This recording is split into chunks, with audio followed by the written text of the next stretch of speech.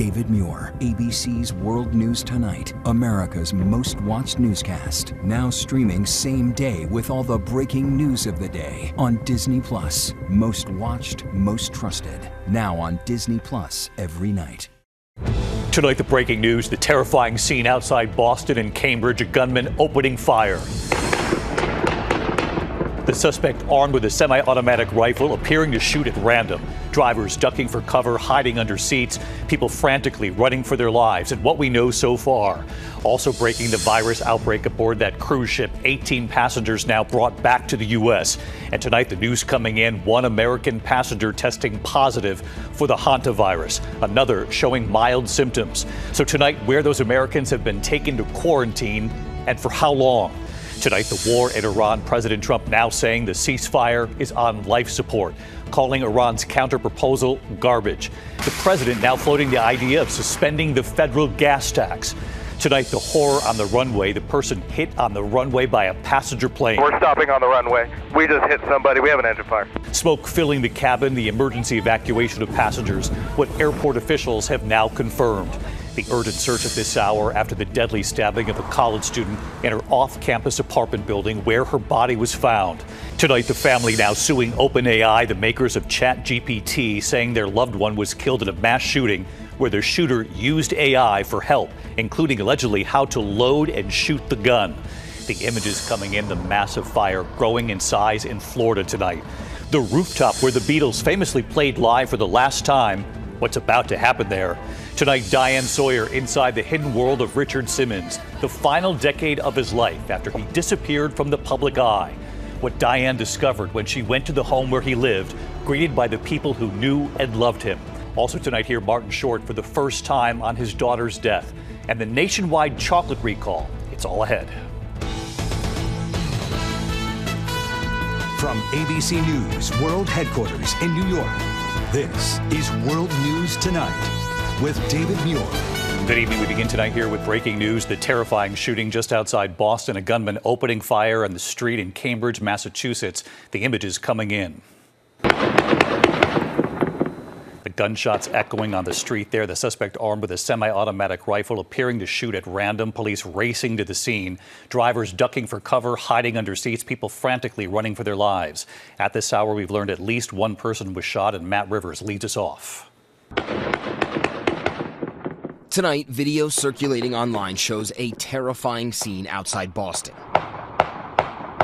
Shooting randomly in the air, spraying, cars spraying everywhere, and people just started running. A shooter in broad daylight brandishing a semi-automatic rifle, at one point erratically pointing it at traffic, smashing a car window with the gun barrel, sending residents running for their lives. We were getting reports of gunshots fired at 808 Memorial Drive. It happened just after 1:30 this afternoon on Memorial Drive in the busy Boston suburb of Cambridge. Lisa Schill was in a school van on her way to pick up kids after classes. We saw the guy walking down the street and raising the gun, and he was shooting. How many shots do you think you heard? At least 15 or more.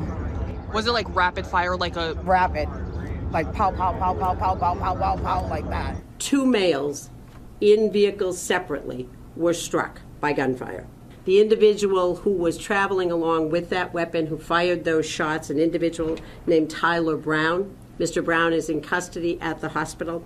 David, still very much an active scene tonight in Cambridge. Residents being asked to avoid the area, but authorities say there is no active threat to the community. David? The images coming in from Cambridge, Massachusetts tonight. Matt, thank you. Also breaking tonight, the virus outbreak aboard that cruise ship. 18 passengers now brought back to the U.S. And tonight, the news coming in here. At least one American passenger testing positive now for the hantavirus. Another showing mild symptoms. And tonight, the 2 states where those Americans have now been taken to quarantine and for how long. Victor Kendo from Omaha, Nebraska tonight. Tonight, 18 passengers from that cruise ship at the center of the deadly hantavirus outbreak back on U.S. soil, 2 in Atlanta's Emory University Biocontainment Unit and 16 at the University of Nebraska in Omaha, where the first American to test positive for the virus has no symptoms but is now inside this special biocontainment unit. Another 15 passengers who have not tested positive in quarantine, where they will be watched for any symptoms, including 3 people from New York. Let me be crystal clear. The risk of hantavirus to the general public remains very, very low. The Andes variant of this virus does not spread easily, and it requires prolonged close contact with someone who is already symptomatic. In Atlanta, another passenger who developed symptoms on the flight home, arriving with their partner at Emory University Hospital. Passengers in the U.S. will now be screened. Those without symptoms can choose to quarantine for the next 6 weeks or self-monitor at home, but officials said they won't be on airplanes. Once a patient is cleared, they're asymptomatic and they want to go back home, will they be put on commercial flights? As far as I know, there is no plan for any commercial travel for any of these patients at this point. At least 3 people have died among 11 cases. The latest, a French and Spanish passenger from the ship. Today, Health Secretary Robert F. Kennedy Jr. said the U.S. government has been on top of the outbreak since day one. We have this under control and we're not worried about it. The president hopeful too. It seems like it is not easy to spread. In fact, it's in certain ways very hard to spread. We've lived with it for years, many years, and we think we're in very good shape. But Dr. Ashish Jha, who coordinated the White House COVID response, is now concerned the virus may spread more easily than initially thought. We're just seeing emerging evidence, for instance, in conversations that several colleagues had with the doctor on the ship, who said that at least 3 of the people who got infected did not have close contact, and they may have had just casual contact sitting next to somebody for half an hour at a meal. Which is why he believes everyone from the ship, including those who came home a few weeks ago, should be quarantined away from others. I understand it's inconvenient for people, but they just went through a harrowing experience on a boat. I think a period of quarantining and observing everybody very closely is the right way to go. Hantavirus can kill up to 40% of patients. A week ago, Jake Rosemarin, the first passenger to open up about his fear as that deadly outbreak was spreading. All we want right now is to feel safe, to have clarity, and to get home. Tonight, Jake sharing this update from quarantine, saying he's doing well, thanking his medical team in Omaha. David, we're outside the National Quarantine Unit in Omaha, where these 16 passengers are being closely monitored. It was a harrowing journey as they were evacuated from the ship and flown straight home. Those inside the quarantine unit will be here for the next few days. Once clear and asymptomatic, they can return home. David? Let's hope they're all okay here in the days ahead. Victor, thank you. We turn now to the war in Iran. President Trump tonight saying the ceasefire with Iran is now on life support, calling Iran's counter-proposal garbage. And the president tonight now floating the idea of suspending the federal gas tax. Here's Rachel Scott now. Tonight, President Trump says the ceasefire is on life support, rejecting Iran's peace proposal as a piece of garbage. I would say the ceasefire is on massive life support, where the doctor walks in and says, "Sir, your loved one has approximately a 1% chance of living." Iran took 10 days to respond to President Trump's one-page proposal meant to set the stage for peace talks. According to Iranian state media, their demands call for the U.S. to pay reparations, lift sanctions, and give them control of the Strait of Hormuz. Iran would not commit to any changes to its nuclear program until those conditions are met. Tonight, Iran's top negotiator warning our armed forces are ready to deliver a well-deserved response to any aggression. As the war drags on, passage through the Strait of Hormuz at a standstill, and gas prices stubbornly high, now hovering around $4.50 a gallon, up $1.55 since the war began. Today, President Trump said he's willing to suspend the federal gas tax of 18.4 cents a gallon for gasoline. It's a small percentage, but it's still money. The president can't suspend the gas tax on his own. He needs congressional approval. Republican Senate Majority Leader John Thune says in the past he's not been a fan of the idea. But if President Trump wants to make an argument, I'm sure everybody will give him a chance and hear him out. President Trump is heading to China tomorrow, a summit that has already been delayed once because of this war. And the president is fully aware that Chinese President Xi is a very close ally of Iran, David. I'll be traveling as well, taking the broadcast to China. Rachel, we'll see you there. Now to that chilling scene on the runway in Denver, a person hit by a passenger plane about to take off. The emergency evacuation of passengers, what airport officials tonight are now confirming about the person on the runway. Here's Gio Benitez. Tonight, this alarming security breach is raising serious questions after a trespasser seen here on surveillance video was killed by a Frontier Airlines jet speeding down the runway about to take off. Tower Frontier 4345, we're stopping on the runway. We just hit somebody. We have an engine fire. Just before 11:20 p.m. Friday, that passenger plane with 231 people on board was cleared for takeoff. Frontier Flight 4345 Denver, RNF to Go Rock, 21 left, clear for takeoff. At the same time, this person scaled a fence, making it onto the busy Denver International runway just 2 minutes later. They were killed by the plane's engine, the pilots aborting takeoff. The engine bursting into flames and smoke filling the cabin, the crew deploying emergency slides, panicked passengers scrambling, unaware of what just happened. Everybody get away from the aircraft. It felt like, getting in a big, giant fender bender. Denver's airport facilities are twice the size of Manhattan, and officials say they are now reviewing its perimeter security program. It's very expensive to put high security fencing around any airport, particularly one the size of Denver. This incident does not look like it was some random person walking through an open part of the fence onto that runway. It appears to be something much more deliberate. And David, the FAA is now investigating. Many are asking how this person was able to gain access to one of the busiest runways in the country. David. Gio Benitez, who covers aviation, thank you. Tonight, an urgent search underway for a suspect wanted in the deadly stabbing of a college student at the University of Washington in Seattle. Police say her body was found in the laundry room of her off-campus apartment building. A male suspect spotted running from the scene, the victim, a 19-year-old transgender woman. A student telling ABC News that all of the entrances in the building require a Bluetooth key through a smartphone app to open. Tonight here, the family now suing OpenAI, the makers of ChatGPT, saying their loved one was killed in a mass shooting where the shooter allegedly used artificial intelligence for help, including allegedly asking how to load and shoot the gun. Here's Pierre Thomas.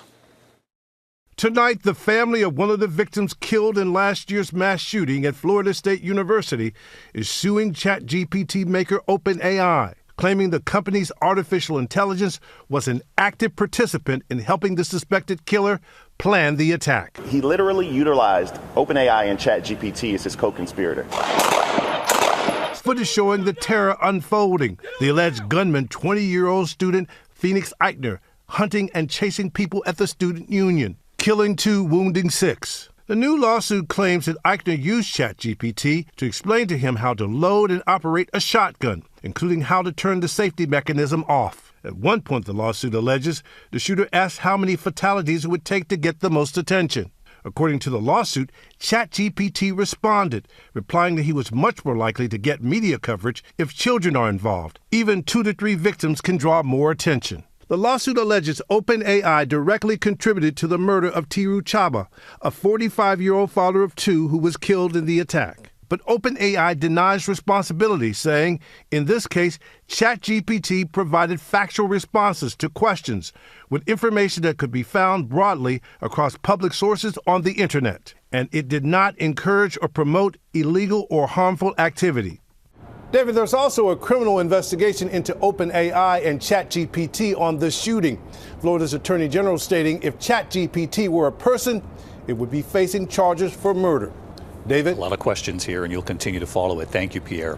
Tonight, a Houston husband charged with murdering his pregnant wife, appearing today in a courtroom in Italy, asking a judge there for asylum, claiming he's innocent. Lee Gilly appearing in that courtroom in Milan, fighting extradition back to the U.S. Authorities say he was arrested after cutting off his ankle monitor and using a fake name and passport to fly to Italy. If brought back to the U.S., he could face the death penalty if convicted in Texas. When we come back here tonight, Martin Short, the actor, for the first time on his daughter's death. Also ahead here, 6 people found dead in a shipping container, what we've learned about the victims. Also, the images coming in, there's a massive fire burning across South Florida tonight. A nationwide chocolate recall now expanding. And this is really something. Diane Sawyer tonight inside the hidden world of Richard Simmons. The final decade of his life after he disappeared from the public eye, and what Diane discovered when she went to the home where he lived. She was greeted there by the people who knew and loved him. In a moment.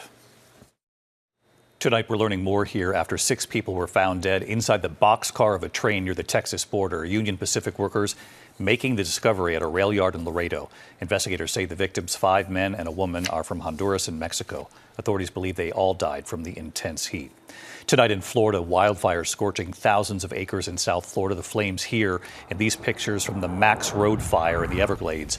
Thousands of acres destroyed already. A second fire in the Miami area, burning 300 acres so far. When we come back tonight, actor Martin Short, for the first time on his daughter's death. and Diane Sawyer and what she discovered after being invited to the home where Richard Simmons lived. To the index of other news tonight, actor Martin Short speaking for the first time on his daughter's death. His 42-year-old daughter, Catherine, died by suicide in February, opening up about Catherine's struggles.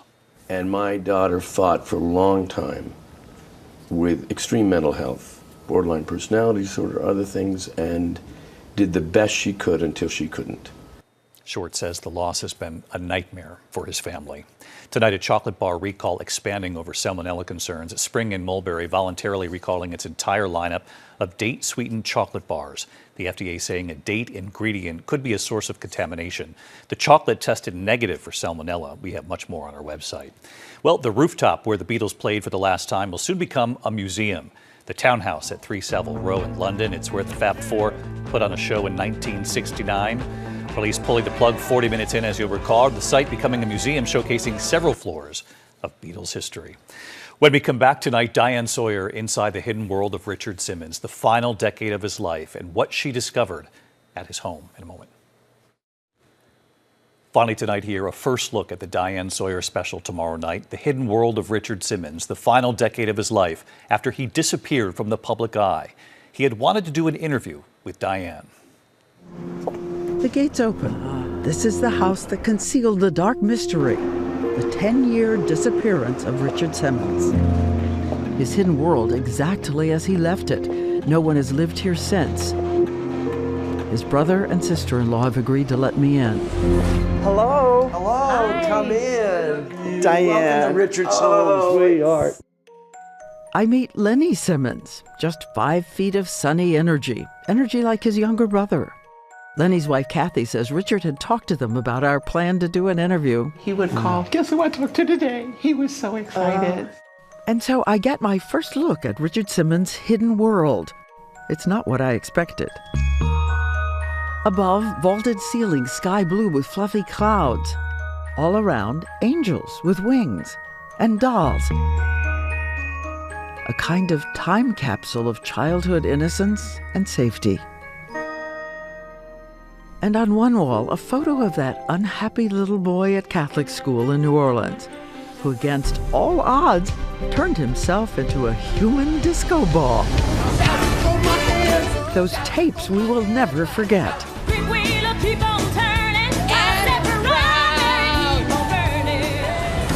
Sweatin' to the Oldies would gross more than $200 million. By 1980, Richard Simmons had also become a surprising TV powerhouse. We're going to be going door to door, talking to people about various things, and look who I brought with me. Come on. Hi. There you go. It's a beautiful day in the neighborhood. And how did that tiny guy with the halo of curly hair take his place alongside the Goliaths of fitness? Jane Fonda with her 25-inch waist. 1, 2. Look at the dancers behind Jane Fonda. Now, look at the dancers behind Richard Simmons. It was his mission to give people of all sizes enough hope to fight their way back to health. We're all waiting for support from others, from a spouse, from children, from parents. And sometimes we don't get it. That's why God made me. And then, in 2014, something strange happens. Richard Simmons goes inside his house and vanishes from the world. Where in the world is Richard Simmons? Something dark seems to take hold, making him afraid to be seen by the outside world. Everybody calls it something different. His funk, his years of solitude, his decade of solitude. Nobody ever realized it was going to be 10 years. What was it? We tracked down the people who know what really happened in that decade. Why, once, when he emerged for a hospital visit, he was shielded by a blanket. Why he would hide if strangers came into the home. Was it vanity? Was it fear? A kind of phobia taking over. Just before he was about to tell his story, there was a terrible fall, a tragic death. And his house manager, at his side for 36 years, sits down with us to speak. When I come here, then I saw him on the floor. Okay, this is the first time I'm talking about this. It's an incredible incredible interview. The Mystery of Richard Simmons, a Diane Sawyer special, airs tomorrow night, 9 p.m. Eastern, right here on ABC, then streaming on Disney Plus and Hulu. I'm David Muir. Good night. David Muir, the most trusted anchor in America, the most watched anchor in America. Thank you for making World News Tonight with David Muir the #1 newscast in America.